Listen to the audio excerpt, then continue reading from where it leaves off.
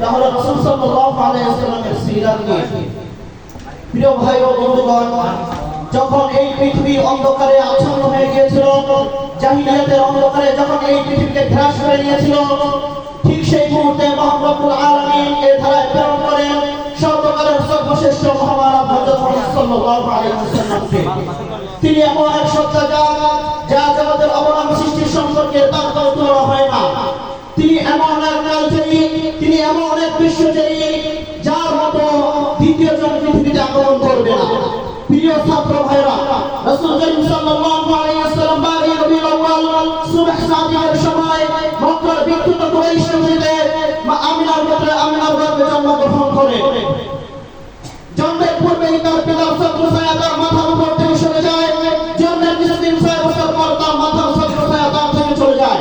পিতামাতার ছত্রছায়া তার মাথার উপর থেকে সরে যাওয়ার পর ধীরে ধীরে মুহাম্মদ বড় হয়ে ওঠে এবং মানুষের মাঝে নিজের এমন এক আখলাক এবং চরিত্র ফুটিয়ে তোলে, যার কারণে মক্কার কাফেররা তাকে আল্লাহর নবী ঘোষিত করতে বাধ্য হন। রাসূল সাল্লাল্লাহু আলাইহি ওয়াসাল্লামের বয়স যখন 18 বছর হয়, তখন তিনি কুসংস্কার দূর করার জন্য হিজবুল হুজুর নামে একটি সংগঠন গড়ে তোলেন। অথবা যখন তার বয়স 40-এর কোঠায় গিয়ে দাঁড়ায়, তখন খারাপ হয়ে তাকে নবুয়ত দেওয়া হয় এবং আদিষ্ট হন তাওহীদ বাণীর প্রচারের জন্য। রাসূল সাল্লাল্লাহু আলাইহি ওয়াসাল্লামের এই তাওহীদ বাণীর প্রচারে সামান্য কয়েকজন সাড়া দিয়েছিলেন, আর বাকি সব সেই তার বিরোধিতা করেছেন। এমনকি আমাদের এই এতিম নবীকে তারা হত্যা করার পরিকল্পনা করেছিল।